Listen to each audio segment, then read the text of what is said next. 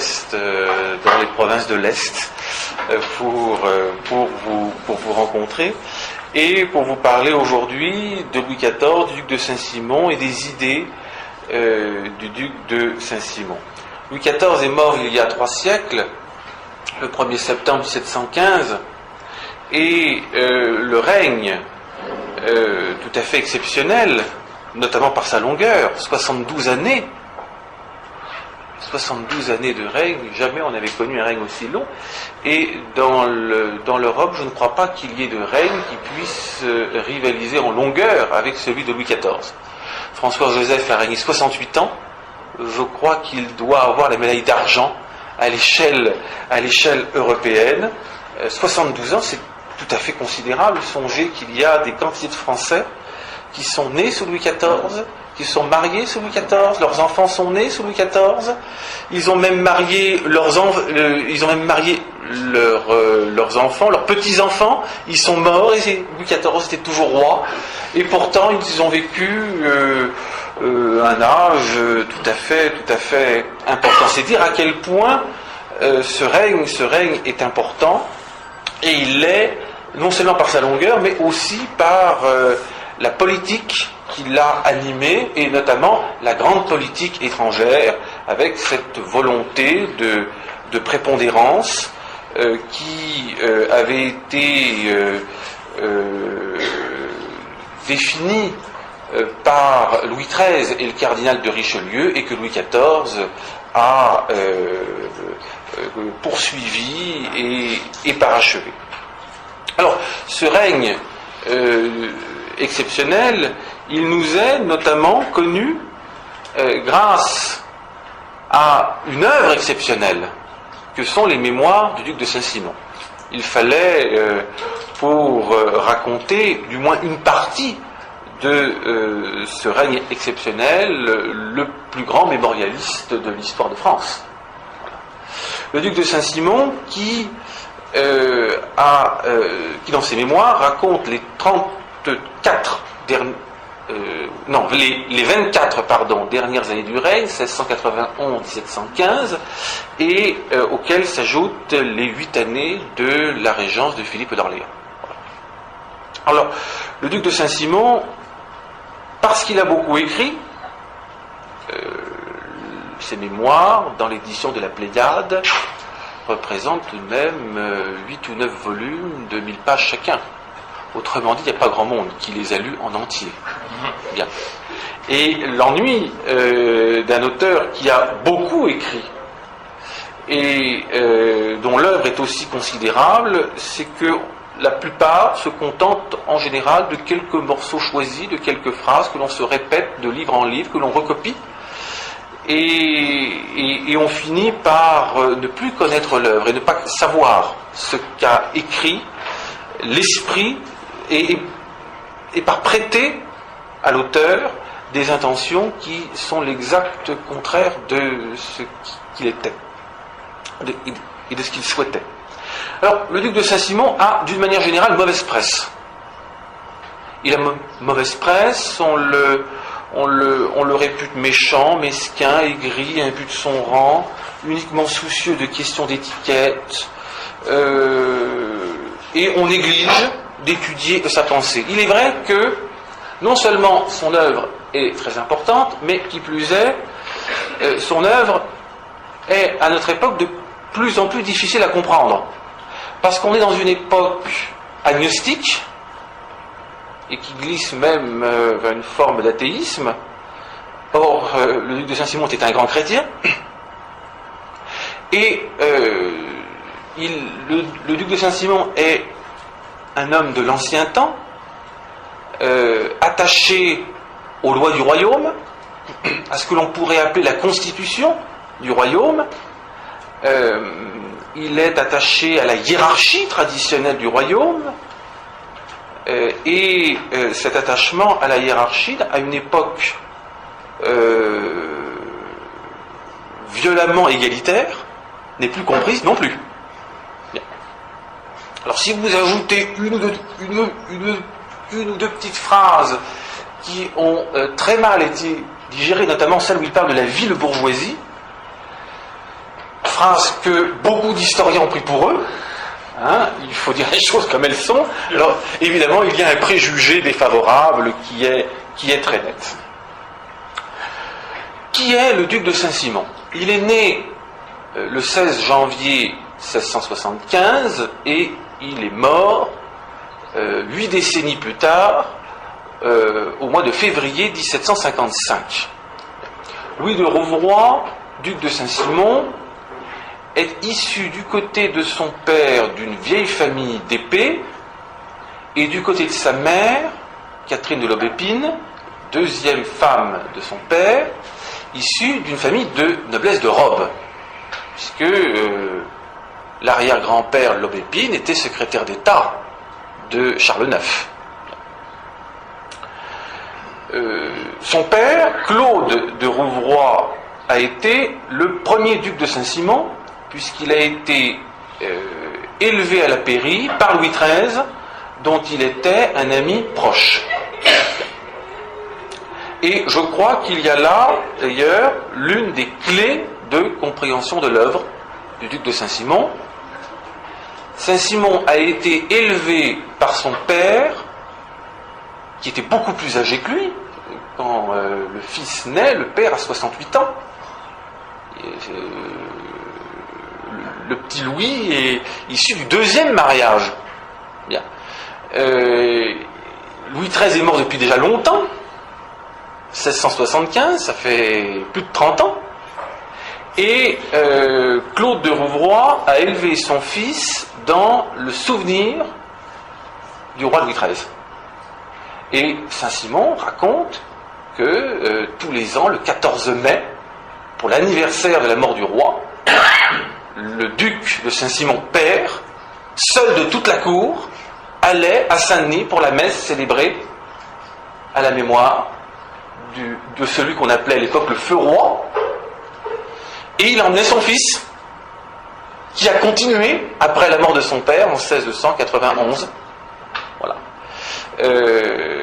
Il emmenait son fils, et on imagine que pendant le trajet, le père racontait au fils toutes sortes d'anecdotes sur le roi Louis XIII, voilà, qui se sont profondément enracinées dans son esprit. Et mêlant la dévotion à l'égard de son père et la dévotion à l'égard du roi et à l'égard du roi qui a servi son père, Saint-Simon a été amené à considérer que Louis XIII était le modèle du bon roi. Le bon roi par excellence. Et toute la clé de l'œuvre est là. Et, on le verra tout à l'heure, mais Saint-Simon passe son temps à comparer Louis XIV à Louis XIII. Voilà. Alors lorsque Louis XIV marche sur la même voie que son père, eh ben c'est très bien, et les louanges ne manquent pas, mais dès qu'il s'éloigne du modèle paternel, là les critiques apparaissent.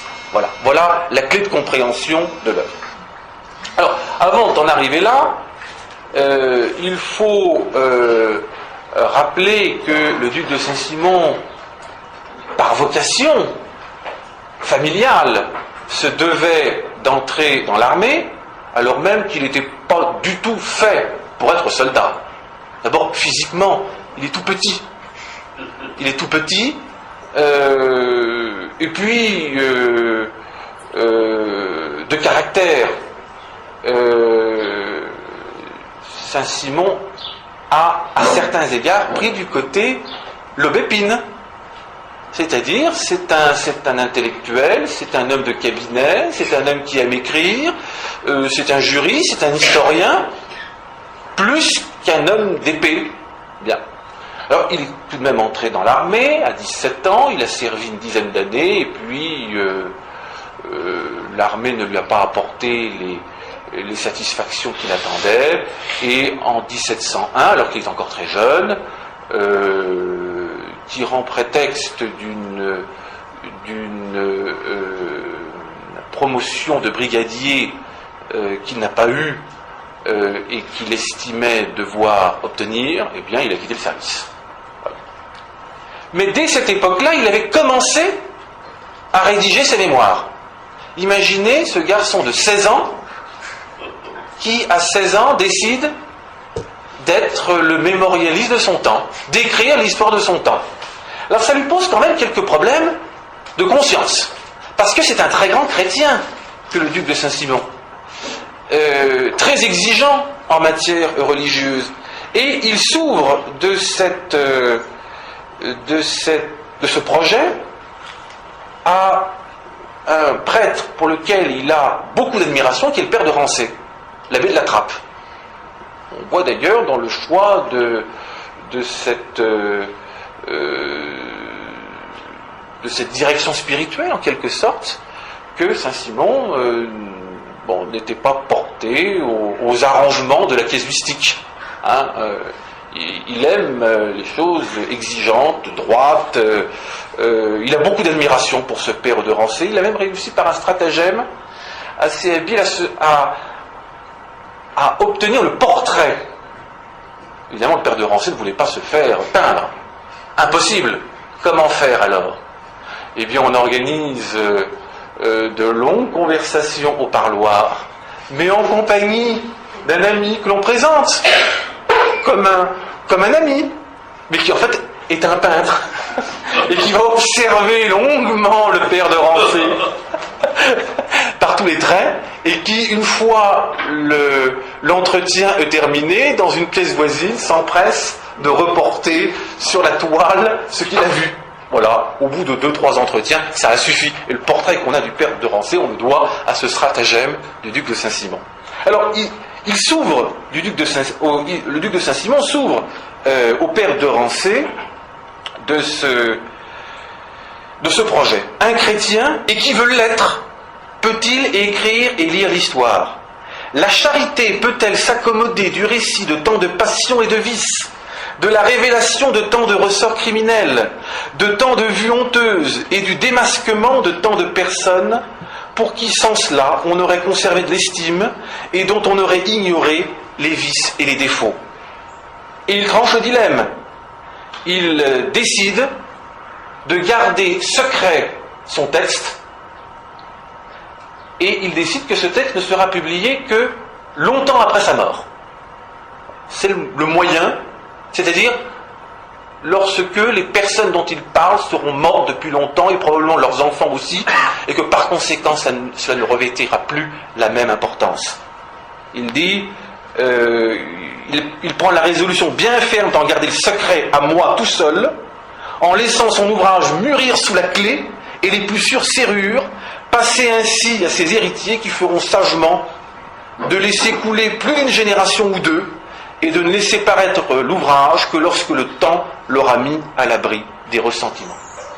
Et les mémoires de Saint-Simon, elles vont, certains extraits vont circuler à la fin de l'Ancien Régime, après sa mort, mais la première édition des œuvres complètes, elle interviendra sous la Restauration. C'est-à-dire, effectivement, non pas une ou deux générations après sa mort, mais même un peu plus. Bien. Alors, il est le chroniqueur du règne finissant de Louis XIV et du règne commençant de Louis XV, de la régence de Philippe d'Orléans. C'est un observateur de la cour et un observateur lucide qui ne prétend pas à l'objectivité. Saint-Simon n'est pas objectif, il le dit, je ne suis pas objectif. Et il explique pourquoi. On est charmé des gens droits et vrais, on est irrité contre les fripons dont les cours fourmillent, on l'est encore plus contre ceux dont on a reçu du mal. Je ne me pique donc pas d'impartialité. En revanche, s'il ne se pique pas d'impartialité, il y a chez lui le souci d'être juste et de rechercher la vérité. Il aime la vérité. Voilà.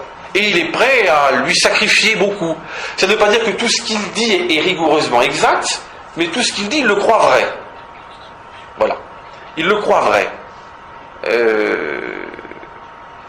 Il faut que celui qui écrit aime la vérité, jusqu'à lui sacrifier toute chose. De ce dernier point, j'ose m'en rendre témoignage à moi-même et me persuader qu'aucun de tous ceux qui m'a connu n'en disconviendrait. J'ai préféré la vérité à tout et je n'ai pu me ployer à aucun déguisement. Voilà. D'où son style avec ces phrases très longues, pleines d'incises, de nuances, de propositions relatives qui ajoutent une petite touche et qui est le reflet d'un propos extrêmement nuancé. Chaque virgule a son importance. Et le portrait qu'il dresse de Louis XIV est à cet égard un modèle du genre. Habituellement, on publie toujours la première phrase et on met un point. On se souvient tous de cette phrase. Né avec un esprit au-dessous du médiocre. Point. Voilà. Et la messe est dite. La discussion est close. Saint-Simon méprisait Louis XIV. Oui, mais le problème, c'est qu'il n'a pas mis un point, il a mis une virgule. Il y a toute une suite derrière. Né avec un esprit au-dessous du médiocre, mais un esprit capable de se former, de se limer, de se raffiner, d'emprunter d'autrui, sans imitation et sans gêne. Il profita infiniment d'avoir toute sa vie vécue avec les personnes du monde, qui toutes en avaient le plus, et des plus différentes sortes, en hommes et en femmes, de tout âge, de tout genre et de tout personnage. Et donc, ce qui, lorsque l'on met le point au mauvais endroit, c'est-à-dire là où Saint-Simon ne l'a pas mis, apparaît comme une critique accablante, en réalité est un très beau compliment sur la capacité du roi à prendre sur lui-même, à faire effort sur lui-même, à avoir cette maîtrise de soi et le souci de donner en toutes circonstances le meilleur de lui-même. D'ailleurs, si Saint-Simon a pu être critique à l'égard de certains aspects de la politique de Louis XIV, et nous y reviendrons, il manifeste à la fin du règne son admiration pour le courage, la dignité avec laquelle le grand roi a affronté les malheurs qui l'ont accablé. Il faut imaginer ce qu'ont été les années 1706, 1714. Ça a été terrible. D'abord, les défaites, les mauvaises nouvelles qui arrivent de tous les fronts. Alors au départ, c'est pas trop grave, on avait pris de l'avance. On se battait en territoire ennemi, donc on recule, mais le précaré n'est pas menacé. Puis à partir du moment où l'île tombe, le précaré commence à être menacé. Et les mauvaises nouvelles continuent à affluer. Et notamment au moment de la bataille d'Audenarde, il y a toute une campagne de presse de salon, qui vise le duc de Bourgogne, l'héritier, sur le dos duquel on veut mettre cette défaite, et qui, à travers l'héritier, vise le roi lui-même. Voilà. On veut dédouaner Vendôme, et donc on accable l'héritier. Et Saint-Simon a été de ceux qui se sont battus pour défendre l'héritier. D'où d'ailleurs tout ce qu'il peut dire sur le maréchal de Vendôme qui ne porte pas dans son cœur. Voilà. Et on sent bien que le récit des campagnes précédentes est là pour montrer que la réputation de Vendôme est surfaite. Voilà.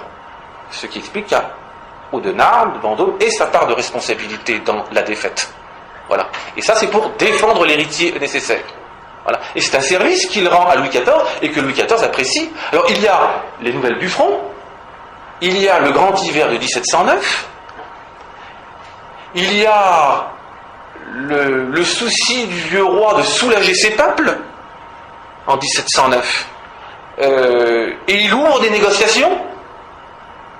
Bon, la défaite est là, la situation est difficile, négocions la paix pour soulager les peuples.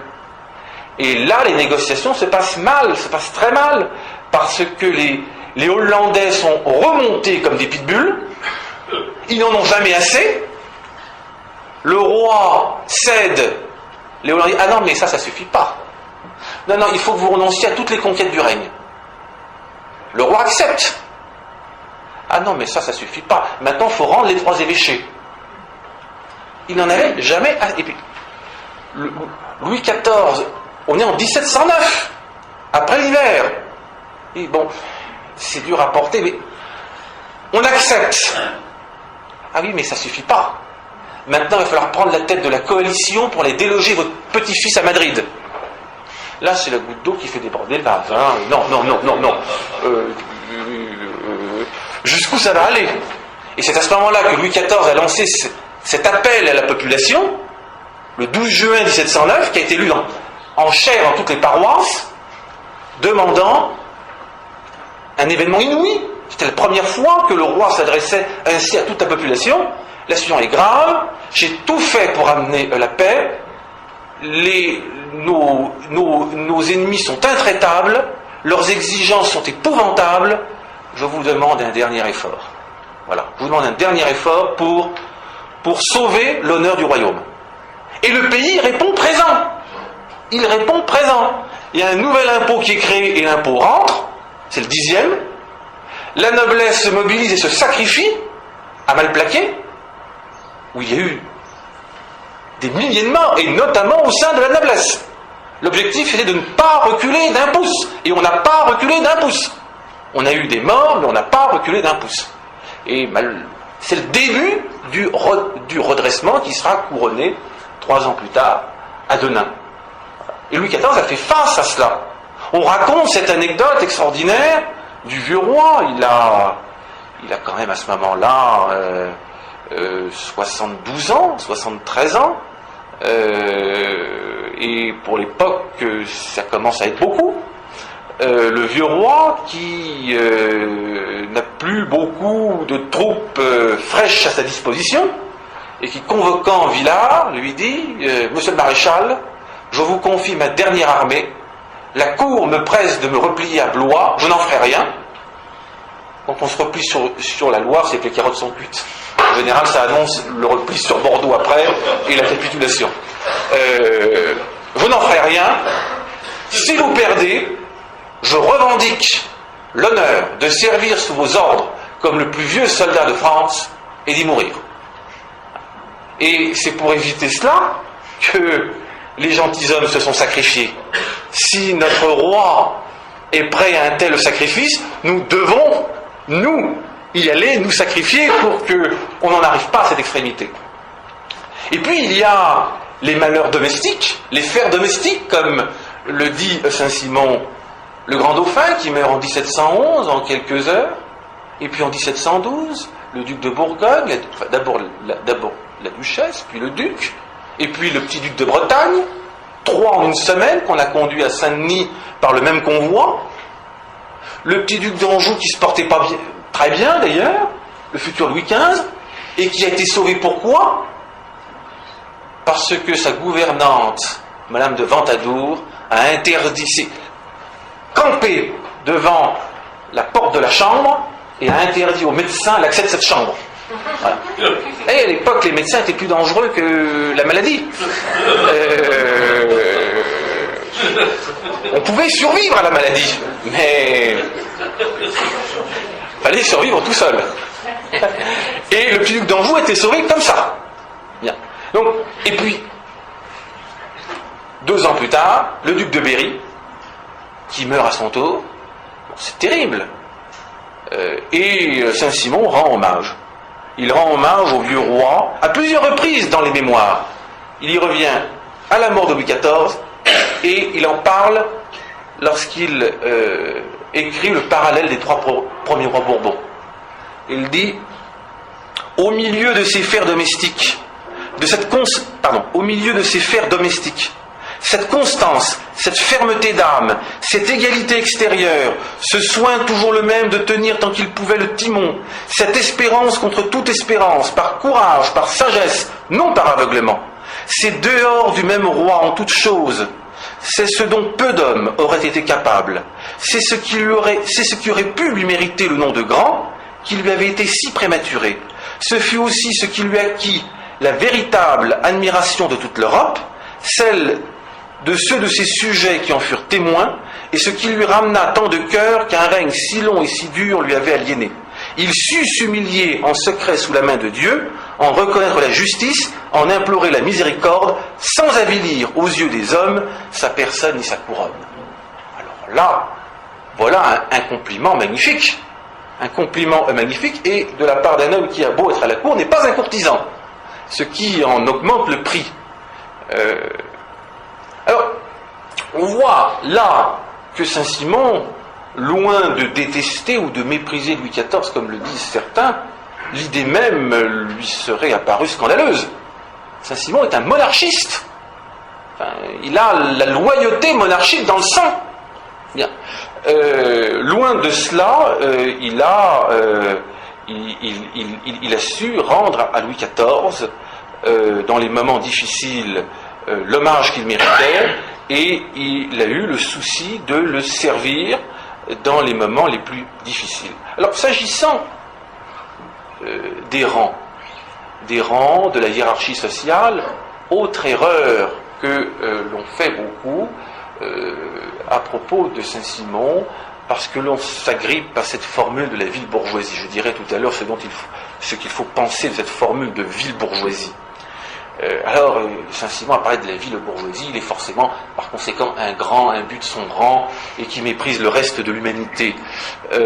Lorsque l'on lit le détail des mémoires, on le voit rendre hommage au talent et aux qualités d'honnête homme d'un La Bruyère, d'un Racine, d'un Boileau, et même de l'intendant Courtin, qui avait ce double défaut d'être un bourgeois et un intendant, ce qui fait beaucoup pour Saint-Simon. Eh bien, il rend hommage aux qualités personnelles de ce serviteur de la couronne. Bien. Le duc perce les Corses pour décortiquer l'âme. Et donc, quand il voit une âme élevée, une personne qui a de grandes qualités, il ne tarit pas d'éloges. En revanche, il n'aime pas, comme il dit, les fripons. Voilà. Alors, eux, il les accable, quels qu'ils soient. Il a aussi le sens de l'amitié, un sens aigu de l'amitié. On le voit à l'égard de Chevreuse, de Beauvilliers, on le voit aussi à l'égard du duc d'Orléans, qui avait été accusé à tort en 1712 d'avoir fait empoisonner le dauphin et la dauphine. Ça avait couru à Versailles. Louis XIV n'avait pas accordé de crédit à cela. Il n'en demeure pas moins que pendant quelques semaines, le duc d'Orléans était à Versailles pestiféré. C'est-à-dire que personne ne s'affichait en sa présence. Il est dans la galerie des glaces, tout le monde lui tournait le dos, au propre. Bien. Et Saint-Simon, qui était convaincu de son innocence, était le seul qui, dans la galerie des glaces, allait ostensiblement le voir et s'affichait avec lui. Voilà. Et moralement, ça en dit beaucoup, ça en dit long sur le personnage. Voilà. Alors, quelques mots pour terminer sur la vie de Saint-Simon, avant d'entrer dans le détail de sa pensée. Ce grand écrivain, ce grand mémorialiste, qui est un homme de cabinet, qui est le conseiller juridique du parti des ducs. Quand les ducs ont un mémoire à rédiger pour le Parlement, c'est toujours le duc de Saint-Simon qui s'y colle. Les autres, ils ne peuvent pas. Enfin, ils n'ont pas les connaissances requises. Donc c'est lui qui bosse, pour tout le monde. Bon. Il aspire à jouer un rôle politique. C'est clair. Il a été pressenti en 1706 pour être ambassadeur à Rome. Bon, ça ne s'est pas fait. Il aspire à jouer un rôle politique. Il est le conseiller du duc de Bourgogne. Et évidemment, auprès du duc de Bourgogne, il adresse à l'héritier des mémoires. On prépare ce que sera, croit-on, le règne de Louis XV. Bien. Et Saint-Simon se prépare à devenir l'un des ministres du futur Louis XV. Et patatras, le duc de Bourgogne meurt. Bon. Il meurt. Il songe d'ailleurs à ce moment-là à se retirer de la cour, à se retirer à la Ferté-Vidal, mais à ne plus s'occuper de rien. Il reste, c'est Madame de Saint-Simon qui le convainc de rester, et il va jouer un petit rôle au moment de la régence de Philippe d'Orléans. Le duc d'Orléans le nomme au conseil de régence, donc l'équivalent du conseil d'en haut. Il est au conseil de régence, on lui propose plusieurs portefeuilles qu'il refuse, la chancellerie, le contrôle général des finances. Lui aurait bien aimé, mais le secrétariat d'État aux affaires étrangères, le seul qui aurait été digne de sa naissance. Le contrôleur général des finances, c'est un emploi de Robin. Donc il a refusé les finances, il a refusé la chancellerie, il aurait bien aimé avoir le secrétariat d'État aux affaires étrangères, mais celui-là, on ne lui a pas proposé. Bon, pas de chance. Et il n'a rien demandé, évidemment. Donc, il n'a pas eu. Il n'a pas eu.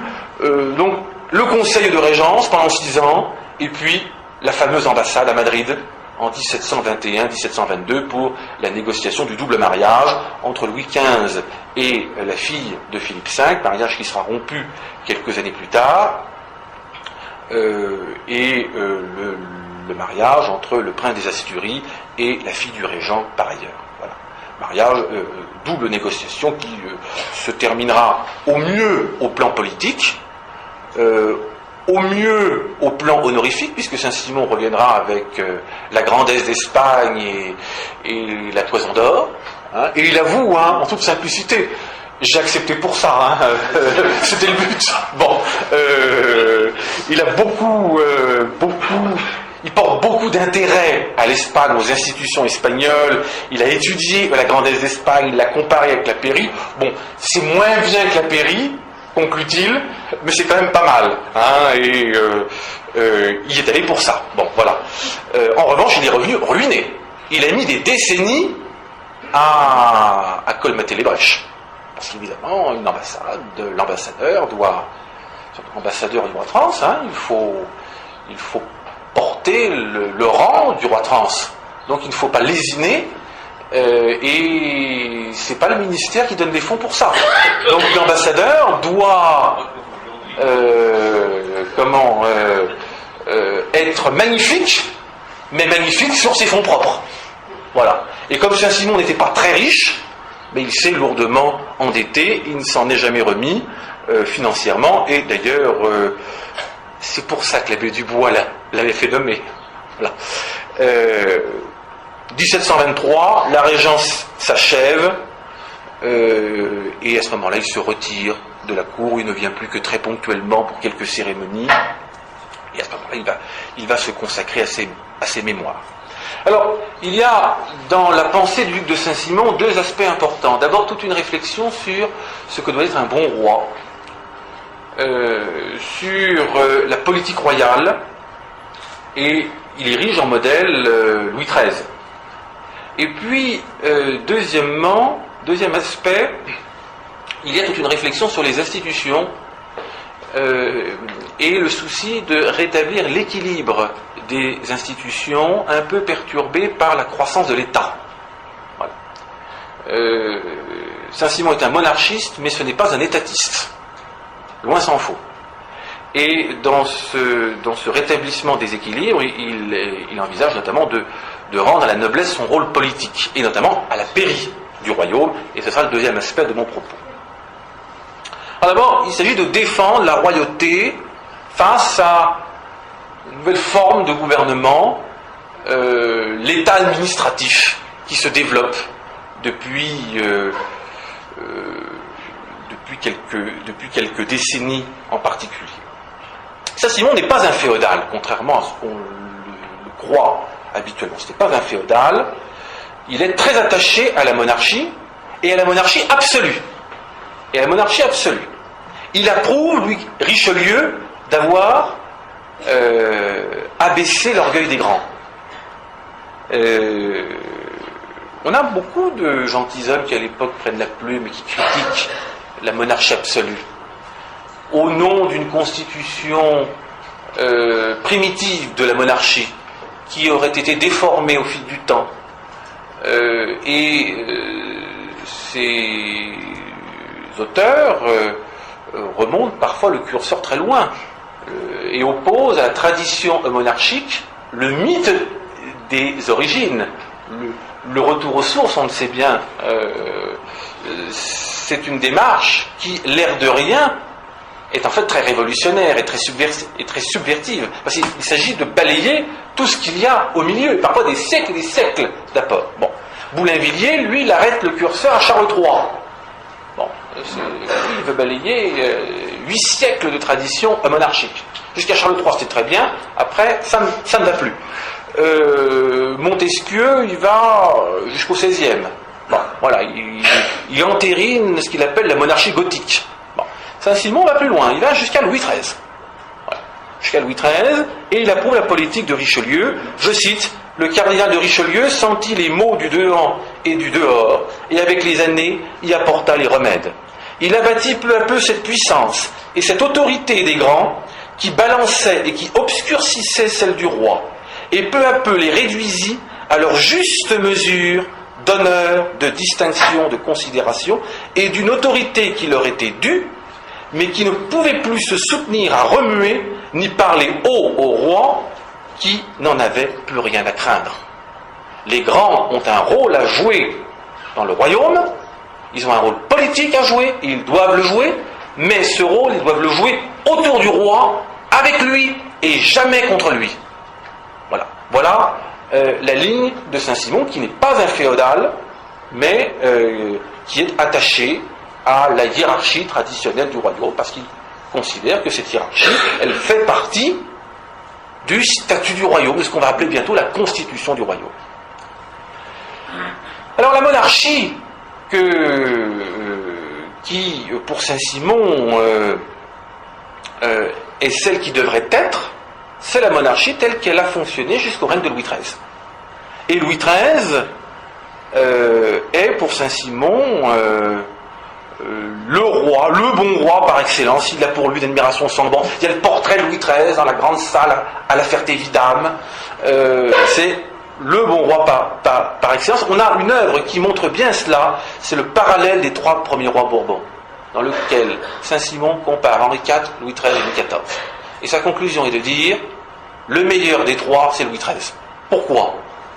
Louis XIII, droit, franc, vrai par l'excellence de son cœur, par la grandeur de son âme, par la simplicité de ses mœurs, par l'exactitude de sa vertu, par la magnanimité de ses sentiments, par sa piété sincère, exact à récompenser les services et la vertu. On ne pourra pas dire que Saint-Simon est ingrat. Exact à récompenser les services et la vertu. Merci pour papa. Et partout religieux, avec lumière et discernement. Il fut aussi très bienfaisant et très occupé du bonheur de ses peuples, sans affectation et sans songer à l'applaudissement, mais par bonté d'âme, par humanité, comme étant chargé de ce soin par celui à qui il en devrait rendre compte. Il est donc le modèle du roi chrétien, le juste par excellence. Et on retrouve là cette idée essentielle selon laquelle, qui nourrit toute la réflexion politique depuis Saint-Augustin, depuis Saint-Isidore de Séville, à savoir, la première mission du roi, c'est de faire régner la justice dans son royaume. Voilà. C'est son rôle principal. Et tout le reste découle de là. Toutes ces autres missions régaliennes découlent de cette mission primordiale de justice, que symbolise la main de justice qui lui est remise, le petit sceptre qui lui est remis lors de la cérémonie du sacre.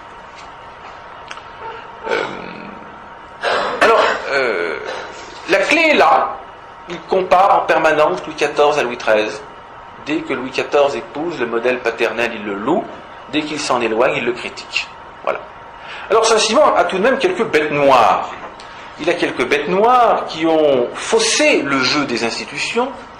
Et ces bêtes noires, c'est d'abord le cardinal Mazarin, c'est ensuite Louvois, et si Saint-Simon n'était pas aussi lié à ses amis les ducs de Beauvilliers et de Chevreuse, il aurait volontiers rajouté Colbert, évidemment, mais on ne peut pas dire du mal de Colbert, parce que Colbert, c'est le père de la duchesse de Chevreuse, c'est le père de la duchesse de Beauvilliers, et donc ça ferait de la peine aux bons amis, donc on garde le silence et on évite d'en parler. On parle du Colbert qu'on aime, la grande marine, le commerce, l'homme qui sait tenir les comptes, et puis les histoires un peu tordues, l'affaire Fouquet, etc. Tout ça c'est traité en 2 lignes. On n'en parle pas, ça ferait de la peine. Ça ferait de la peine aux bons amis, et Saint-Simon a la religion de l'amitié.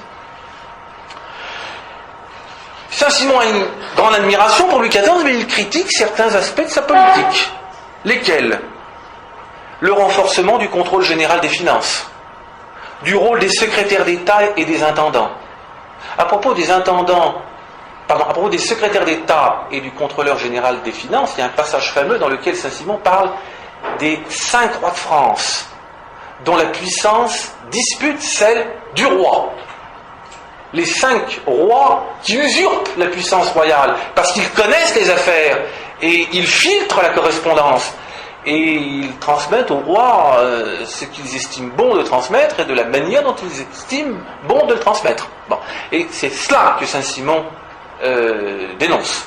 Le fait que ces secrétaires d'État, qui ne devraient être que des collaborateurs, ont acquis une puissance beaucoup trop grande. Les intendants, qui, eux, font de l'ombre aux gouverneurs dans les provinces. Bien. Ils dénoncent l'alourdissement de la fiscalité.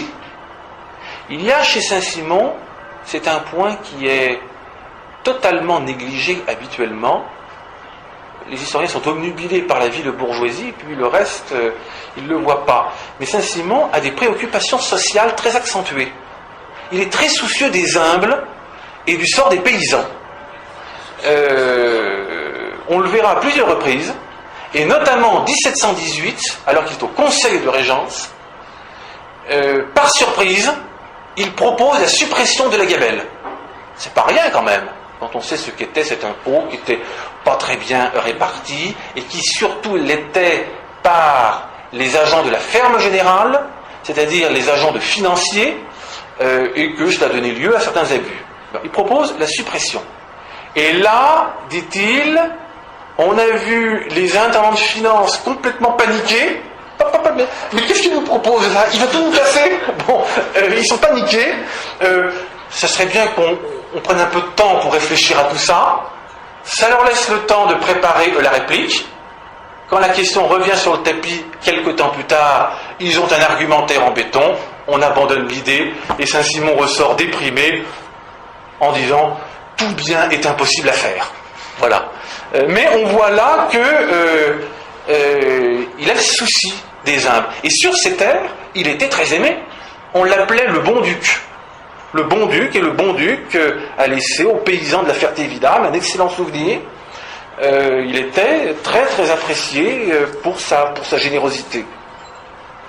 Alors il critique l'alourdissement de la fiscalité, la domestication de la noblesse ruinée par le luxe de la cour, l'inquisition du prince dans le secret des familles, en matière de correspondance et de revenus.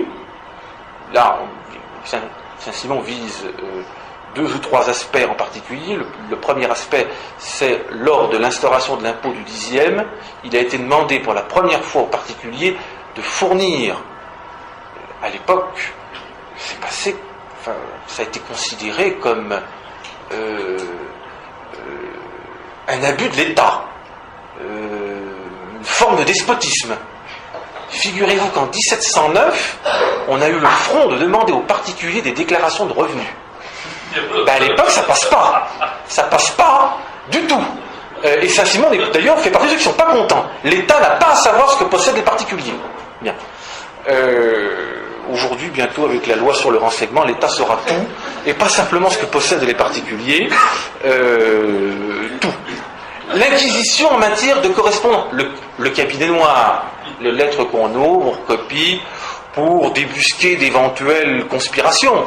C'est ça le but, mais ça permet d'en savoir long sur ce qu'écrivent les gens, sur ce qu'ils se disent entre eux. Bon, c'est le début. Finalement, c'est l'ancêtre, le cabinet noir, c'est l'ancêtre des écoutes téléphoniques. Bien. Et le lointain ancêtre de la loi sur le renseignement. C'est ce que vise le duc de Saint-Simon. Il vise autre chose aussi lorsqu'il parle du lieutenant général de police, qui est un homme qui a été instauré par Louis XIV, qui a joué un rôle extrêmement efficace. Et la création de la charge de lieutenant général de police fait partie des grands bienfaits du règne de Louis XIV. Paris était, jusqu'en 1667, un coupe-gorge. Boileau explique que les rues de Paris, après le coucher du soleil, étaient moins sûres que le bois le plus reculé. Il ne fallait pas sortir de chez soi, il fallait même se remparer chez soi. D'abord, les rues n'étaient pas éclairées, elles étaient étroites, et puis il y avait cette particularité que Paris était émietté en une foule de juridictions. Et la carte des juridictions, les malandrins la connaissaient sur le bout des doigts et savaient qu'en poussant telle porte, les archers qui leur couraient après ne pouvaient plus courir parce qu'ils avaient changé de juridiction. Ou qu'il leur suffisait de traverser la rue pour être hors d'atteinte.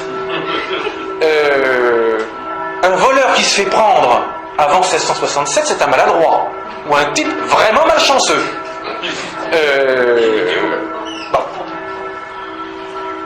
Louis XIV a instauré le lieutenant général de police, il a racheté toutes les juridictions, il les a unifiées, et la Reynie a assaini Paris en quelques mois, notamment en faisant éclairer les rues, première mesure, et deuxième mesure, en purgeant la fameuse cour des miracles.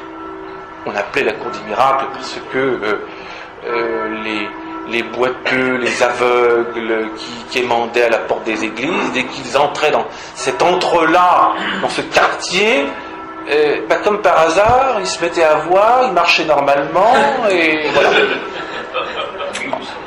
La Reynie, ce quartier se trouvait à côté de la rue Quincampoix, là, le quartier de Beaubourg. C'était ce point-là.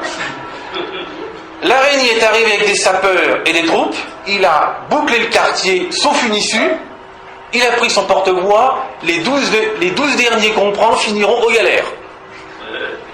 Et là, notent les chroniqueurs, le commissaire du roi Thaumaturge a fait des miracles, les sourds ont entendu, les aveugles ont vu leur chemin, les cul-de-jatte se sont mis à courir, et quelques instants plus tard, il n'y avait plus personne. Et on a pu livrer le quartier aux sapeurs qui ont tout démoli, et Paris était assaini. Voilà comment ça s'est passé. Bon. Le successeur de la Reynie, Voyer d'Argenson, a instauré quelques autres pratiques qui, elles, ont suscité des critiques au cours du XVIIIe siècle. C'est lui qui a pris l'habitude de procéder à des enfermements administratifs par lettre de cachet. Voilà.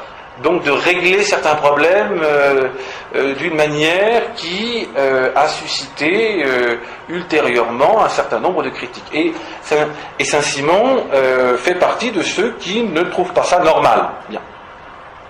Alors il y a cela. Saint-Simon vise aussi les terribles exécutions du Palatinat en 1689, la modification illégitime de la loi de succession. Il condamne également le pillage public et avoué, c'est sa formule, contre les Huguenots, le pillage des dragons et la révocation de l'édit de Nantes. Bien. Il n'en demeure pas moins que quand le régent d'Orléans voudra rappeler les Huguenots, il dira, bon, fallait pas le faire en son temps, mais maintenant que c'est fait, hein. C'est aussi bien comme ça, voilà.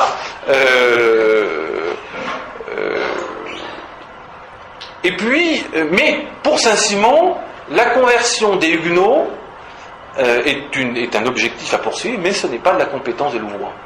Ça doit être de la compétence de Bossuet. Les Huguenots doivent être convertis par la persuasion et par l'exemple, et non par la pression. Et c'est d'ailleurs ainsi que le considérait Richelieu. Voilà. Et donc il déplore les excès de zèle des intendants qui ont procédé avec les dragonnades, notamment l'intendant Marillac dans le Poitou. Alors derrière tout ça, Saint-Simon ne se contente pas d'énumérer une suite d'aspects qu'il déplore, il épingle un système de gouvernement. Et ce système de gouvernement, dit-il, c'est le système dont Mazarin et Louvois ont empoisonné, dit-il, le royaume. Alors, il parle de système. C'est très intéressant parce que il ne s'agit pas pour lui du comportement tyrannique de tel ou tel ministre, et jusque-là, les mécontents de la noblesse se contentaient d'incriminer le comportement tyrannique d'un Concini, d'un Mazarin, ou avant eux, des Italiens. Enfin, c'est toujours sur les Italiens que ça tombe d'ailleurs, ce genre de choses. Les Italiens de l'entourage de Catherine de Médicis, non. Ou bien avant eux, un Enguerrand de Marigny. Non. Lui voit, il a perçu qu'il y avait un problème qui était plus profond. Et ce problème, c'est que depuis le XVIe siècle, s'est développée une nouvelle conception de l'État. L'État que Giovanni Botero, dans un ouvrage intitulé De la ragione del Stato, de la raison d'État, publié en 1589, qualifie de ferme domination sur les peuples avec puissance souveraine. Ce n'est plus l'État chose publique, ce n'est plus la République médiévale, ordonnée à une finalité qui la dépasse, siège du bien commun. Non, c'est l'État domination souveraine. Un État qui est devenu sa propre fin. Et c'est la croissance de cet État qui a, contrairement à la chose publique, une logique dynamique, donc qui, de crise en crise, naturellement étend son champ d'intervention à des domaines nouveaux et mobilise des moyens de plus en plus importants, en hommes et en argent. Voilà. On pourrait, pour illustrer cette croissance de l'État, raconter rapidement l'histoire de la relation entre les particuliers et l'État, et notamment l'État et la propriété, sous l'angle de l'histoire de l'impôt.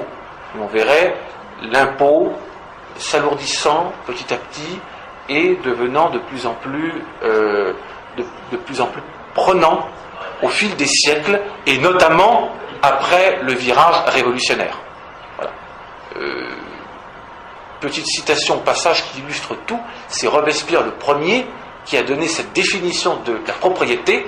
La propriété est la portion de biens dont l'État laisse la jouissance aux citoyens. Et passant de la théorie à la pratique, le même Robespierre, 3 mois plus tard, avait instauré un emprunt sur les riches d'1 milliard, les riches, enfin ceux qui n'étaient pas pauvres, pour être plus précis, qui intéressait tous ceux qui avaient plus de 1000 livres de revenus. Bon, ceux qui touchent dès la classe moyenne. Bon. Au premier 1000, 10%, pour les milliers suivants, 50%, et à partir du 9e 1000, 100%. On a l'impression d'entendre Georges Marchais, 100%, tout est pour moi, je prends tout. Voilà. C'est Robespierre. Voilà. Donc on voit cette croissance progressive, et cette croissance, elle est déjà palpable au XVIe et au XVIIe. Elle s'exprime par la logique de la raison d'État, qui conduit à s'affranchir des règles de droits ordinaires dans des conditions exceptionnelles qui vont l'être de moins en moins, sous prétexte d'assurer la conservation de l'État. Et puis, cette croissance de l'État s'exprime par un nombre d'agents plus important et par un impôt qui est, au fil du temps, de plus en plus lourd.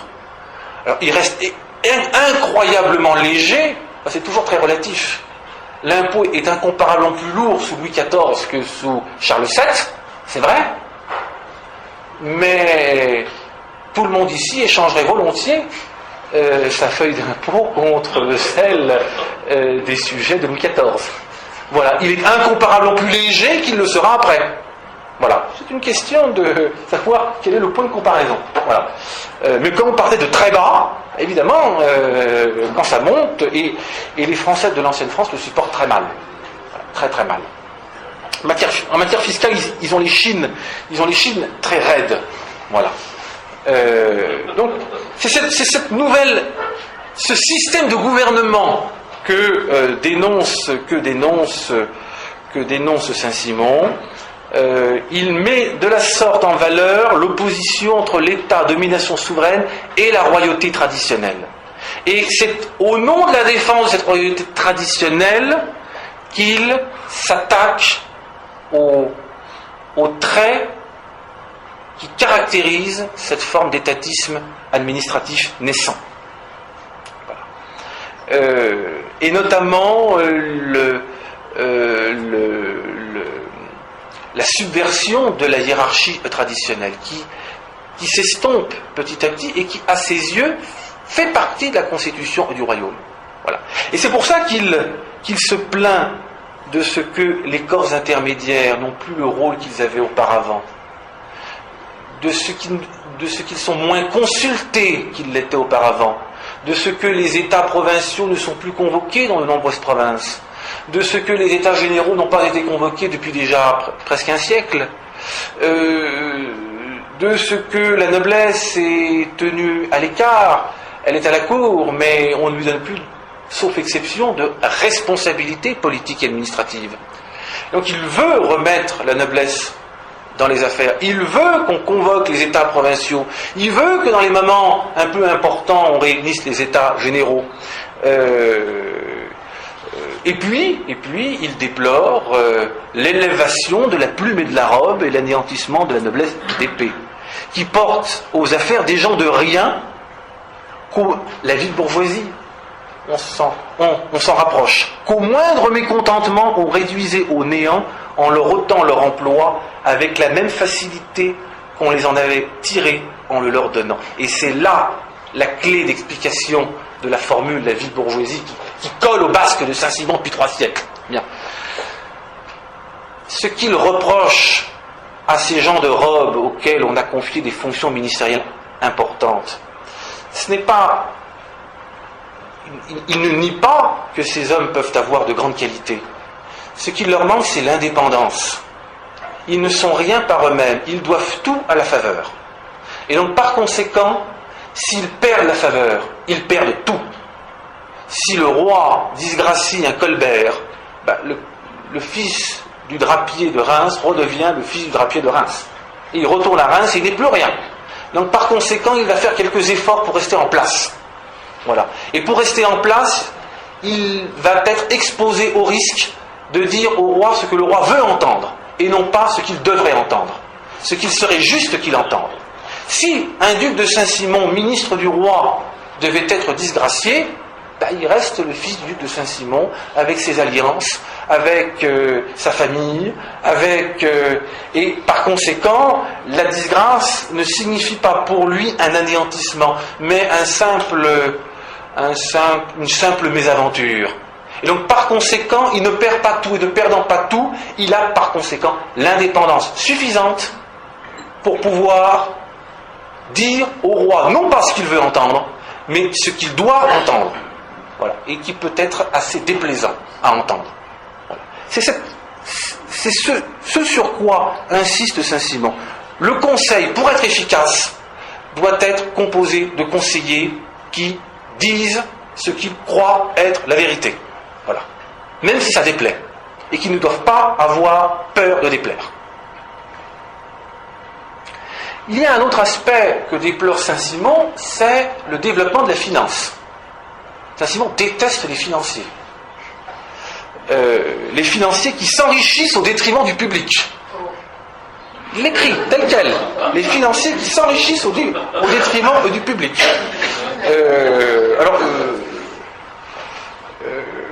Quand je vous dis que Saint-Simon avait une fibre sociale accentuée, ce n'est pas une exagération.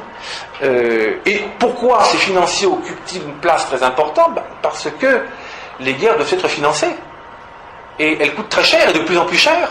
Et donc, à chaque guerre, la monarchie est un peu plus dépendante de ceux qui la financent. D'autant que la France n'a pas institué ce qu'a fait l'Angleterre en 1694, c'est-à-dire la Banque d'Angleterre. Alors, c'est à double tranchant d'ailleurs, cette Banque d'Angleterre. Ça permet à l'Angleterre de mobiliser des fonds considérables, et donc en cas de conflit, de faire face à la France qui est pourtant beaucoup plus peuplée, beaucoup plus riche, mais l'Angleterre a une capacité de mobilisation des capitaux qui est beaucoup plus grande. Voilà.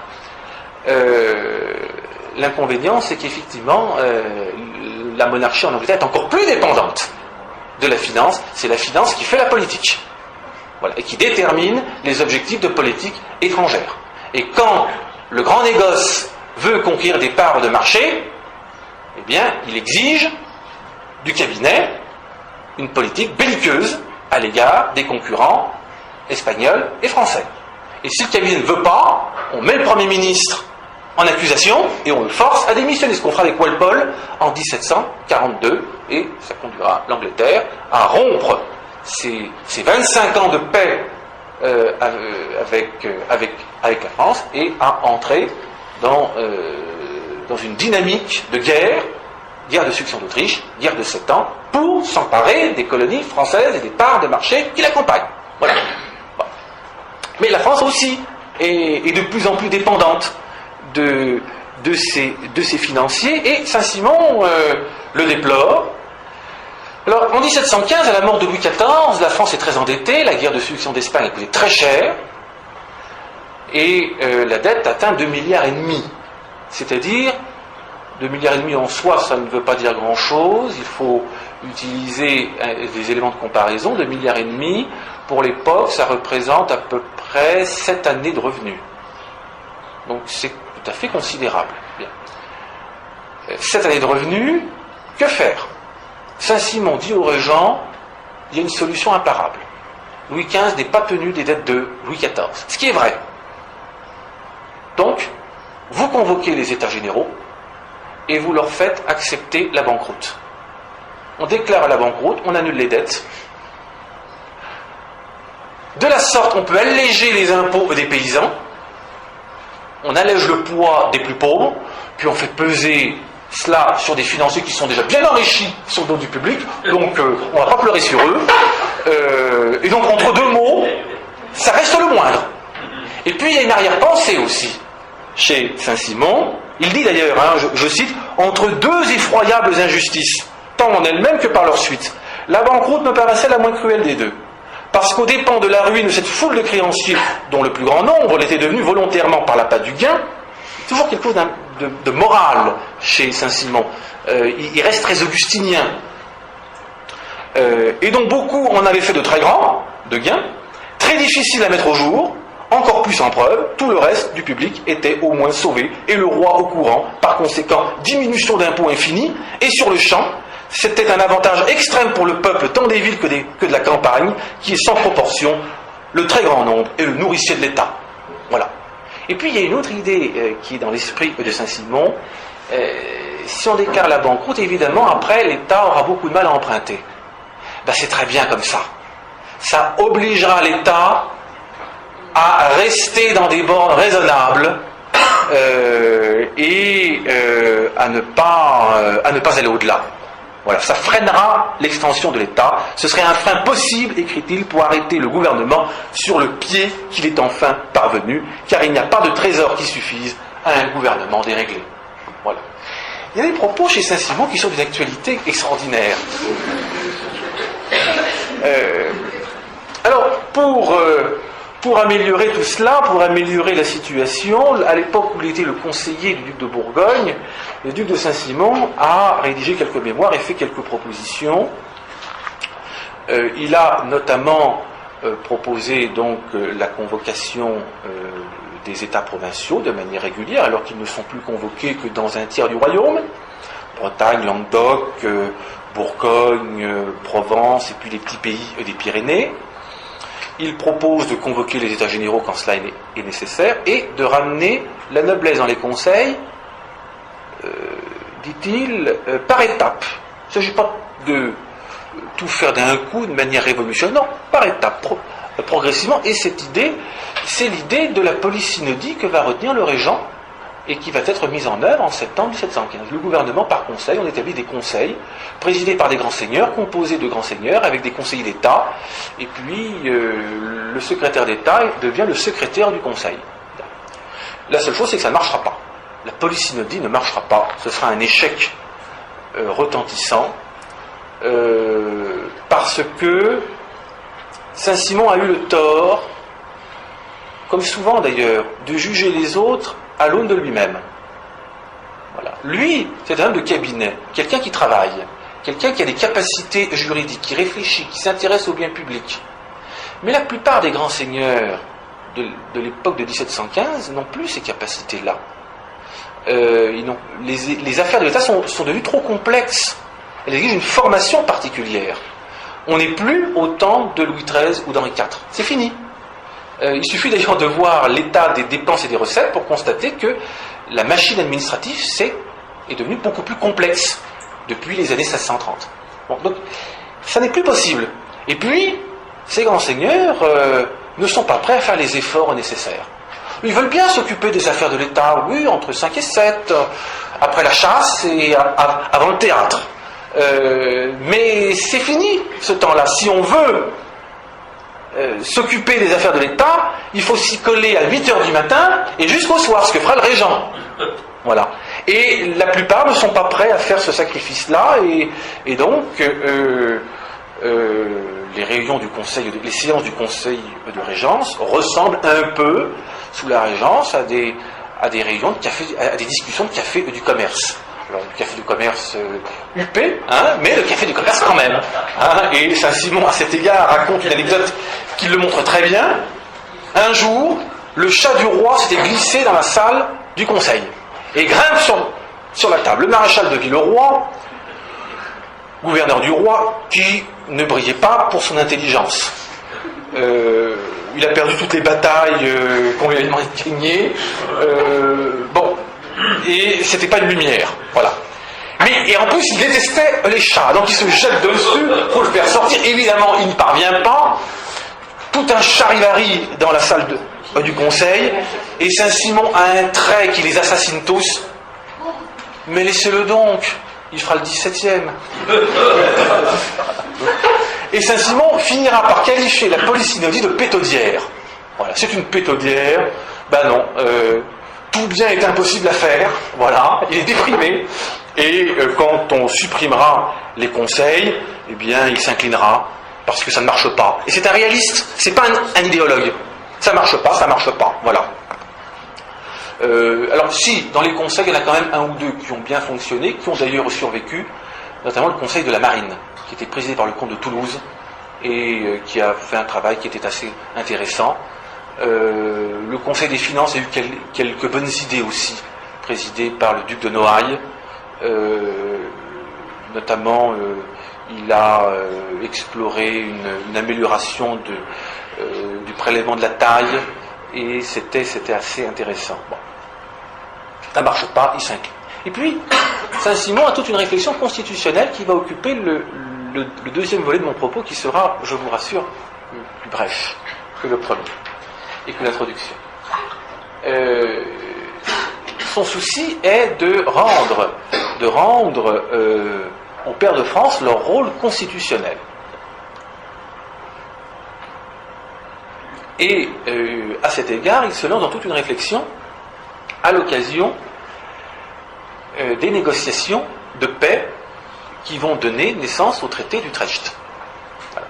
Déjà, les Anglais, on est en pleine négociation, exigent que le nouveau roi d'Espagne renonce pour lui et sa descendance à ses droits sur la couronne de France.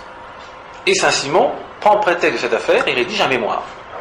Il rédige un mémoire sur les formalités nécessaires pour que cette renonciation soit valable. Voilà. Parce que c'est pas rien de porter atteinte aux lois fondamentales, d'y apporter une exception aussi spectaculaire. Bon. Il dit la conservation de l'État peut éventuellement l'exiger. Mais, comme c'est quelque chose de très grave et de très important, il faut respecter des formes particulièrement exigeantes. Et si on ne le fait pas, il n'y a pas de renonciation qui tienne. Voilà. Évidemment, Louis XIV se gardera bien de faire quoi que ce soit, parce que Louis XIV n'a pas l'intention de respecter ces renonciations. C'est une exigence des Anglais. C'est la condition pour avoir la paix. On n'en peut plus. On va signer, on signerait n'importe quoi pour avoir la paix. Évidemment, on va renoncer, mais le problème ne se pose pas. On a le petit duc d'Anjou qui va régner après. Il aura des enfants, et puis les deux branches vont s'éloigner l'une de l'autre, et le problème ne se posera jamais, ose-t-on espérer. Voilà. Effectivement, pendant tout le XVIIIe siècle, il ne se posera pas le problème. Non. Il se posera longtemps après. Mais quand les renonciations d'Utrecht seront formulées et signées, en France, on fera le minimum. On fera précisément parce qu'on n'a pas l'intention de les respecter. Lorsque François Ier, après Pavie, avait cédé la Bourgogne à Charles Quint, il avait tenu un lit de justice. Il avait pris conseil.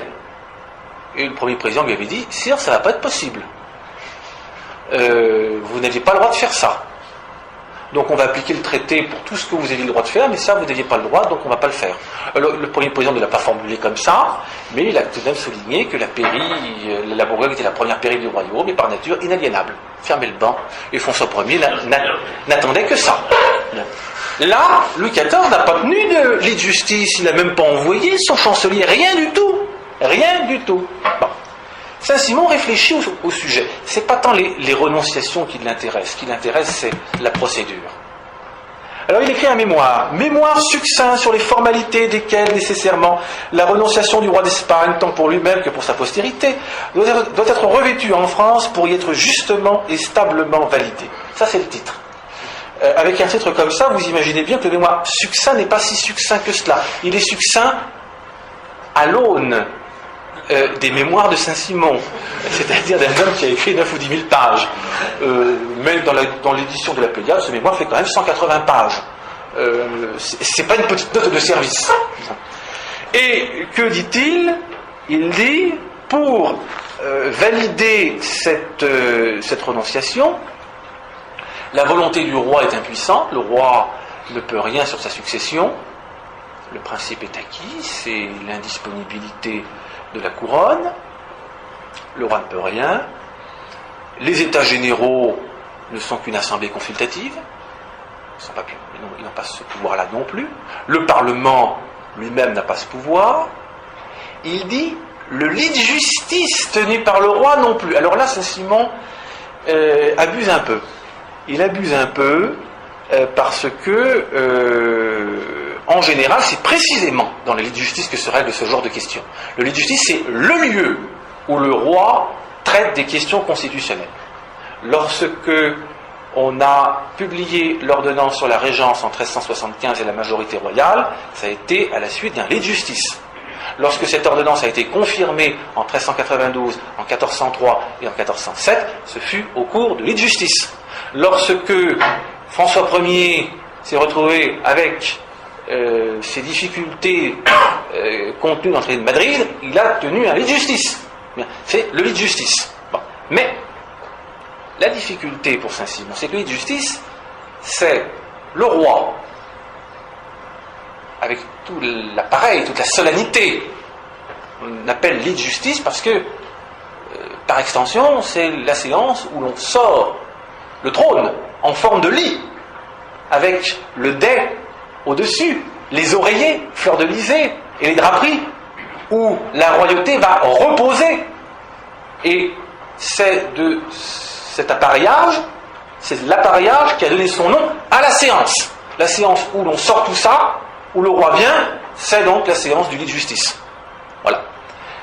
Donc cette séance du lit de justice, le roi est là, avec les princes du sang, les pairs du royaume, les grands officiers de la couronne, le chancelier est devant lui, et puis les présidents et conseillers au Parlement, et même quelques grands notables, en général, que le roi convoque pour l'occasion. Des évêques, des grands barons, en général, il y a quelques parlementaires de province qu'on a fait venir, les échevins de Paris et des membres de l'université. Voilà. Donc c'est une sorte, le lit de justice, c'est une sorte d'assemblée de notables. C'est la seigneur et majeure part du royaume. Et ça, précisément, il faut distinguer là-dedans entre ceux qui ont une voix délibérative et ceux qui ne sont que des techniciens, des conseillers. Les conseillers au Parlement sont des techniciens. Ils apportent leur savoir-faire, très bien, mais ils ne peuvent pas prendre la décision, participer à la décision. La décision, c'est le roi et les pairs. C'est pour ça qu'il dit que le lit de justice n'est pas suffisant. Il faut une cour des pairs. Une cour des pairs présidée par le roi. Et il développe la procédure qu'il imagine.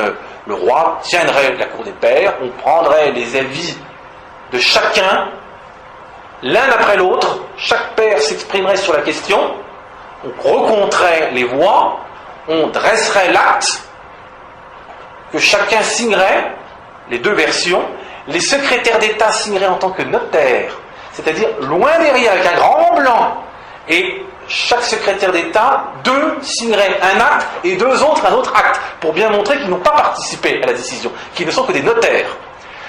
Ensuite, on jurerait sur les reliques de garder la décision prise, et puis après, on pourrait convoquer les États généraux pour leur faire ratifier par acclamation, mais par acclamation. ils ne décident pas, ils manifestent leur adhésion et leur soumission.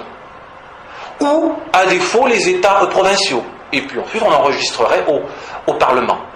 De la sorte, toute la population représentée par ces corps aurait exprimé son adhésion et reconnu la nécessité de la renonciation, reconnu sa nécessité, juré de la faire respecter, et donc par conséquent se serait mis à l'abri de toute contestation ultérieure. Dans ce cas-là, et vous voyez bien que la procédure est quand même extrêmement lourde, c'est pas le genre de choses qu'on peut faire tous les 4 matins, dans ce cas-là, d'accord, les renonciations seraient valides. Dans la mesure où on n'a pas fait tout ça, ça n'est pas valide. Voilà. Voilà la conclusion du duc de Saint-Simon. Alors, les pères du royaume, ils se lancent. Alors, tout le mémoire est un prétexte pour insister sur le rôle des pères auprès du roi. Pas contre le roi, jamais contre. Toujours avec lui, auprès de lui. Jamais sans lui. Ils sont les héritiers des comtes, des évêques, des abbés que les rois carolingiens réunissaient autour d'eux chaque printemps. On est dans cette époque traditionnelle, en un temps où le droit s'appuie sur l'histoire. Et plus on remonte loin, mieux c'est. Quand le Parlement a des prétentions à formuler, il va exhumer, dépoussiérer de vieux capitulaires carolingiens ou même mérovingiens. Si le texte n'a pas au moins 1000 ans, c'est pas sérieux.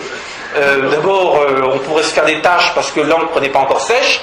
Vous imaginez un texte qui n'a que 3 siècles. C'est du journalisme. C'est pas sérieux. Bon. En revanche, un texte de Clotaire II, ça mérite qu'on s'y arrête. Voilà. C'est aussi ancien que la monarchie. Bon. Donc, Saint-Simon, c'est pareil. Il reprend l'histoire et il le fait d'ailleurs beaucoup plus sérieusement que beaucoup d'auteurs de l'époque. Chacun a sa théorie historique. Lui est quand même bien informé. Il reprend l'histoire. Il dit les pères sont les héritiers de ceux qui ont choisi Hugues Capet en 987. Leur rôle, eh bien, on le voit bien lors de la cérémonie du sacre. Et les pères actuels sont les héritiers des pères anciens. Voilà. Ils sont les rayons du soleil royal, il le dit. Les pères sont les rayons unis inséparablement à leur soleil qui est le roi. Voilà. Bon. Et donc il insiste sur ce rôle et il montre comment. Il donne plusieurs exemples historiques illustrant ce rôle qu'ont pu jouer les pères. Il cite notamment l'attribution de la régence à Philippe de Poitiers en 1316. Qu'est-ce qu'on a fait? On a réuni les pères du royaume. Voilà. Il cite l'attribution de la couronne à Philippe de Valois au détriment d'Édouard d'Angleterre en 1328. Pareil, on a convoqué les pères. Alors, on sait qu'il y a eu une grande assemblée solennelle de notables, d'évêques et de comtes en cette circonstance. On n'en connaît pas la forme parce que les actes ont été brûlés par les Anglais pendant la guerre de 100 ans. Peut-être que, en fait, ces assemblées étaient déjà des lits de justice. C'est possible. Mais on ne le saura jamais. On ne le saura jamais. Le document est perdu. Il cite aussi l'établissement de la loi de majorité par Charles V en 1375. Mais là, il se contredit un peu, parce qu'il s'agit bien d'un lit de justice en 1375. Et puis, il cite l'appel lancé au père par Henri IV pour faire reconnaître ses droits à la couronne pendant les guerres de la Ligue. Voilà. Et donc, derrière tout cela, l'objet est d'insister sur le rôle législatif et constitutif des pères du royaume, rôle législatif et constitutif qui les rend compétents et seuls compétents pour apprécier avec le roi les décisions qui intéressent l'ordre constitutionnel du royaume. Pas les lois ordinaires, non, les lois de l'État et du royaume. Les grandes sanctions, dit-il, les grandes sanctions à faire. Voilà. Alors, avec ces deux aspects, nous avons vu l'essentiel de la pensée du duc de Saint-Simon, qui est intervenu aussi dans une autre affaire dont je dis simplement un mot, qui est ce qu'on appelait la guerre de la Constitution, qui a déchiré la cour dans les années 1715 et 1717 à propos de l'édit de Marly. Louis XIV, le 2 août 1714, par l'édit de Marly, avait étoffé les rangs des princes susceptibles de monter sur le trône en ajoutant à la liste ses 2 fils bâtards, Maine et Toulouse. Louis XIV était guidé par d'excellentes raisons, que Saint-Simon reconnaît. Oui, il n'y a plus que le petit Louis, dont la santé n'est pas extraordinaire. Bon. Après, il y a le roi d'Espagne, avec les difficultés diplomatiques que ça créerait, parce qu'il y aurait de toute manière des difficultés diplomatiques. Et Louis XIV, donc, veut étoffer les rangs pour éviter que sa lignée s'éteigne et que cette extinction, ce risque, produise une guerre de succession de France. Car c'est cela que l'on aurait eu. On sort de la guerre de succession d'Espagne, on aurait eu une guerre de succession de France, avec le risque de voir le royaume dépecé. Bah oui, la couronne va machin, mais en contrepartie, on rend la Guyenne aux Anglais, et puis Calais, et puis peut-être que l'empereur dit je reprendrai bien l'Alsace, par exemple. Par ici, puis les 3 évêchés pendant qu'on y est, voilà, et puis on en revient aux frontières, finalement, aux frontières de 1270. Bon, voilà, donc Louis XIV était vraiment guidé par le sens du bien commun en faisant cela. Mais le problème, c'est qu'il faisait quelque chose qu'il n'avait pas le droit de faire. C'était hors de sa portée. Pourquoi ? Parce que, dit Saint-Simon, la couronne est un fidéicommis qui a été, par laquelle la nation, représentée évidemment par les pairs, a désigné une maison régnante, il y a très longtemps, à charge de transmettre la couronne d'aîné, de fils aîné en fils aîné, jusqu'à l'extinction de la maison. Si la maison s'éteint, il revient à la nation de se choisir un nouveau roi. Ce qu'elle ne peut pas faire du vivant du roi régnant. Car tant qu'il a un souffle de vie, il peut engendrer un fils. Donc, il faut attendre qu'il soit mort, et à ce moment-là, la nation choisira la maison régnante qu'elle souhaite se donner pour elle choisira la maison auquel elle souhaite confier la couronne. Et c'est la solution qui a été retenue en juillet 1717 par la chancellerie royale. Louis XV, qui à l'époque n'a que 7 ans, dit, la chancellerie place dans sa bouche qu'il est dans l'heureuse impuissance d'apporter quelques modifications que ce soit à la succession à la couronne, que si la maison devait s'éteindre, ce que dit-il, nos peuples n'envisagent, nous le sentons bien, qu'avec la plus extrême tristesse, il reviendrait à la nation de se choisir un nouveau roi. Alors la nation, on ne précise pas. Pour Saint-Simon, c'est clair, on réunit les pairs. On ne va pas organiser un référendum non plus. Bon. Mais l'acte de la chancellerie, ce n'est pas les écrits de Saint-Simon, même s'il s'en inspire. C'est un acte autonome. Donc, par conséquent, la nation, tout dépendrait des circonstances et du moment. Est-ce que ce serait les pairs avec une ratification par les États généraux ? Est-ce que ce serait les États généraux ? La question reste en suspens et l'est restée durablement, puisque la question ne s'est pas posée avant 1830. Voilà. Alors, pour conclure sur les idées du duc de Saint-Simon, on voit qu'un demi-siècle avant la Révolution, Saint-Simon pressent que la centralisation administrative qui s'effectue au détriment des libertés des corps intermédiaires, qui s'exprime par l'atténuation des distinctions, qui égalise peu à peu les hommes pour que tout soit peuple, dit-il, sous la férule d'un État de plus en plus absolu, que cela représente une menace pour la royauté elle-même, pour la royauté traditionnelle. Il voit le renforcement des financiers, des valeurs mercantiles, au détriment des valeurs ancestrales de la vieille noblesse, des valeurs traditionnelles. Il pressent le bouleversement des mentalités qui sera celui du XVIIIe siècle et qui déjà commence à apparaître à la fin du règne de Louis XIV. Il pressent tout cela, il pressent un renversement de l'ordre ancien, et à cet égard, Saint-Simon, qui est passionnément attaché à cet ordre traditionnel, annonce les écrits d'Edmund Burke, qui sera le premier grand auteur contre-révolutionnaire en 1790. Et puis, en affirmant que l'égalisation des conditions nourrit le despotisme de l'État et étouffe les libertés, il annonce aussi un grand auteur de la pensée politique qui est Alexis de Tocqueville. Voilà. Je vous remercie. Merci beaucoup.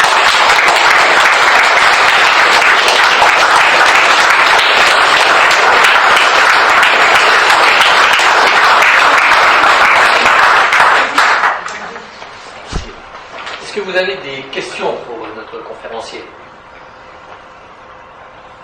Vous avez fait allusion à la police synodie au début de la conférence. Oui. Ce n'est pas une idée de l'abbé de Saint-Pierre au départ? Alors l'abbé de Saint-Pierre a disserté également sur la police synodie, mais je crois que son écrit est un peu postérieur. Notamment le livre qu'il a publié sur la police synodie, il l'a publié en 1718 pour défendre la police synodie au moment où plus personne n'en veut. Et donc, l'abbé de Saint-Pierre, une fois encore, arrive à contre-emploi. Voilà. Le fait est que dans cet ouvrage, il s'y livre à quelques critiques assez dures à l'égard du gouvernement de Louis XIV, et c'est ce qui vaudra à l'abbé de Saint-Pierre d'être exclu de l'Académie française, la même année. Voilà. Ce qui d'ailleurs a été assez rare dans l'histoire de l'Académie. Il a été exclu, je ne crois pas qu'il ait été remplacé de son vivant. Autre question? Moi j'ai une question. Oui. Au sujet du changement de conception de l'État, Oui. du pouvoir de l'État, Oui. est-ce qu'on ne peut pas aussi voir un peu la pénétration des idées de France de Machiavel? Ah oui, ça en fait partie. Alors oui, on est en plein dedans. Effectivement, il aurait fallu que je puisse en parler pendant 20 minutes pour montrer tous ces traits.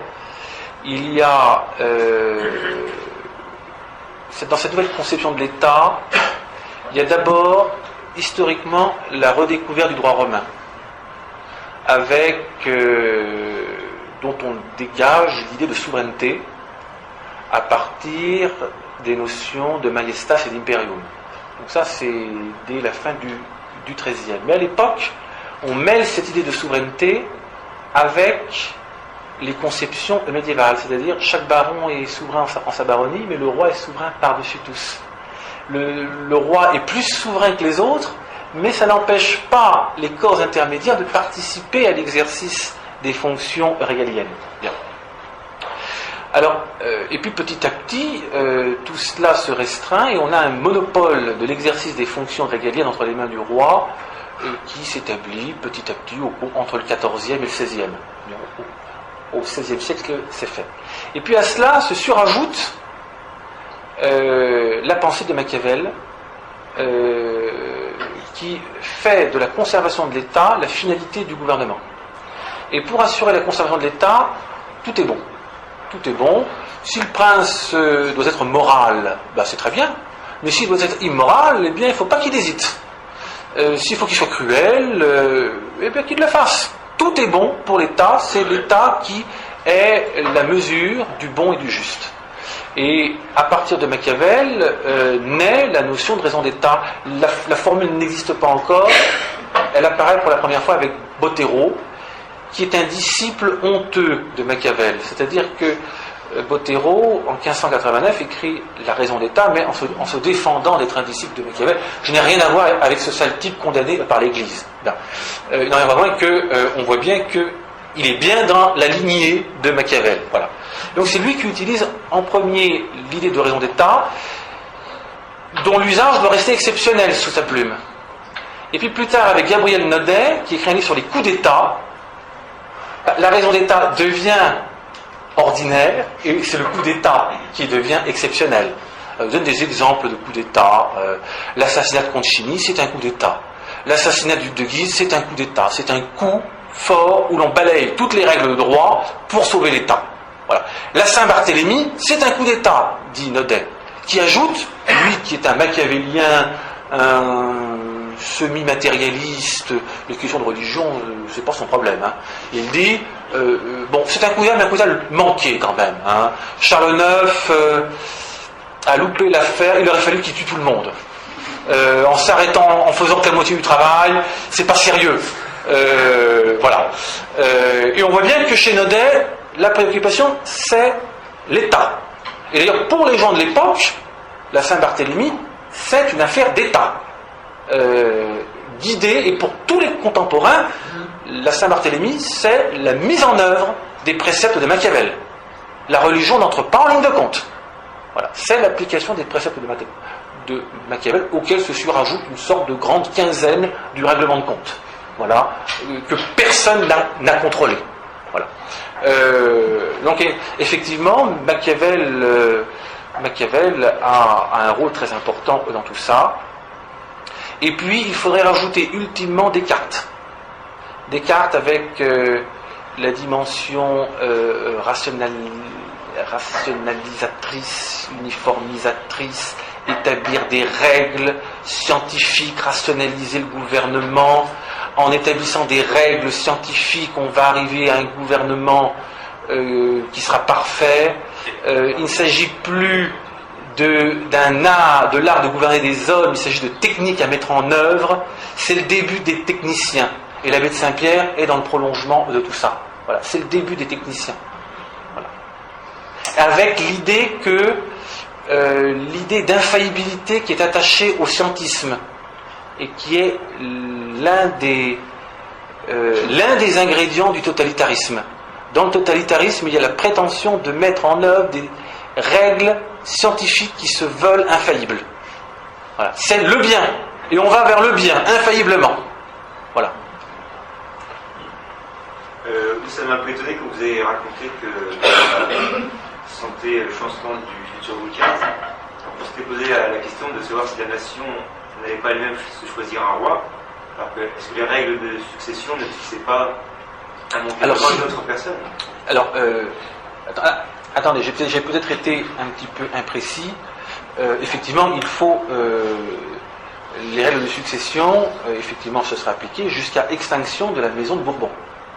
Donc on appelle tous les princes, mais ceci dit, au rythme des morts, ça risquait d'aller très vite. Évidemment, après il aurait fallu appeler les Orléans, les Condés, les Contis, et puis une fois qu'il n'y a plus personne, c'est à ce moment-là que la question se pose.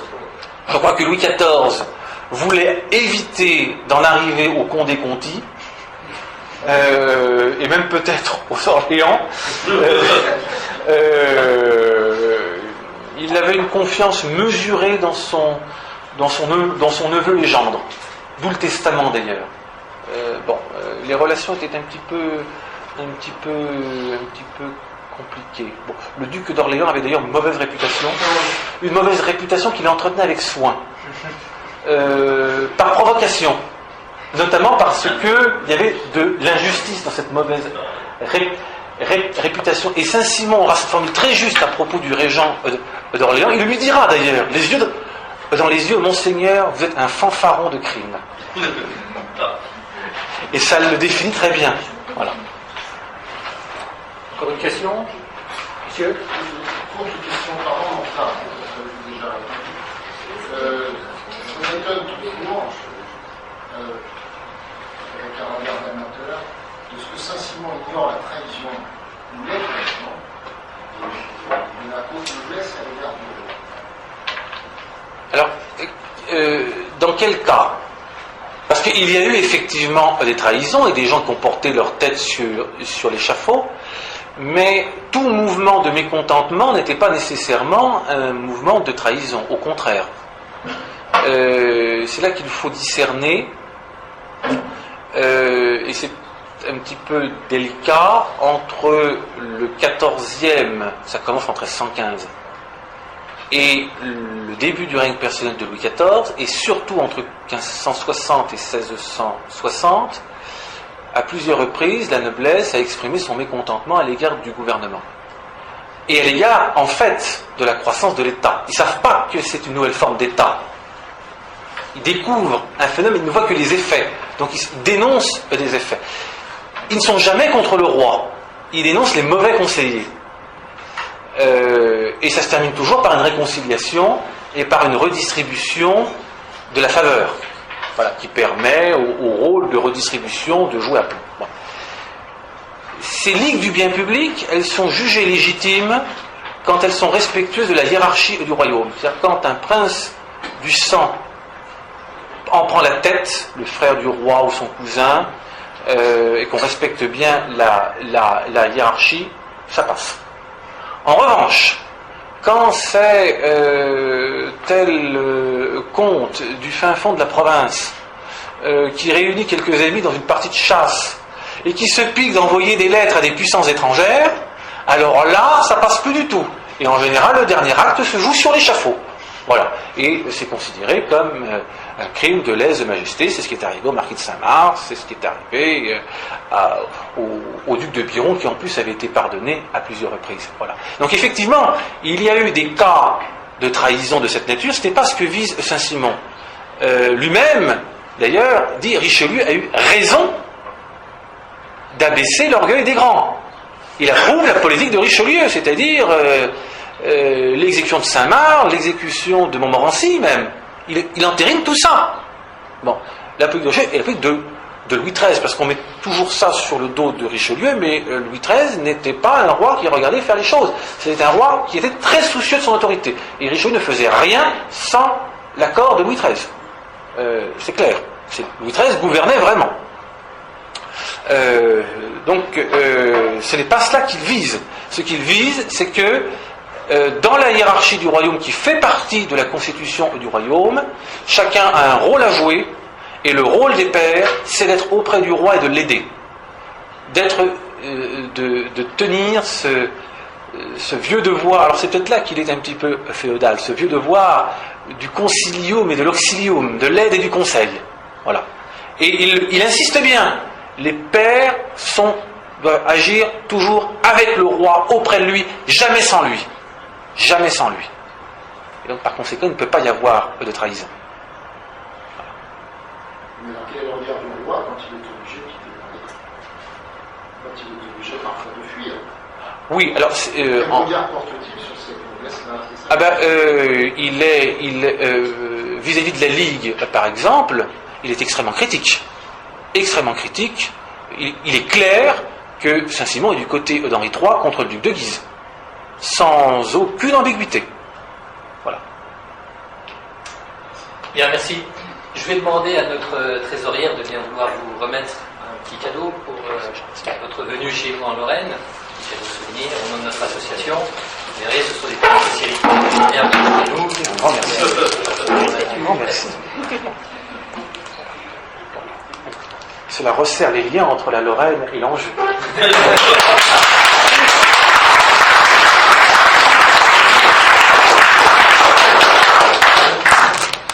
Alors encore une petite chose concernant notre programme de cet après-midi, légèrement bouleversé. Malheureusement, le père Augustin Pic, retenu par d'autres priorités, ne sera pas présent parmi nous. Et c'est donc moi qui aurai l'honneur de vous faire une conférence sur le thème de la colline de Sion, et plus précisément sur cette histoire qui s'est déroulée ici même, dans le tumulte de ce 19e siècle.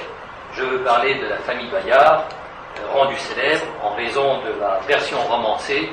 Vous avez peut-être déjà vu, enfin vous avez certainement entendu parler, du livre La colline inspirée de l'écrivain lorrain Maurice Paré. Voilà, eh bien écoutez, je vous invite sans plus tarder à nous rendre au restaurant, et puis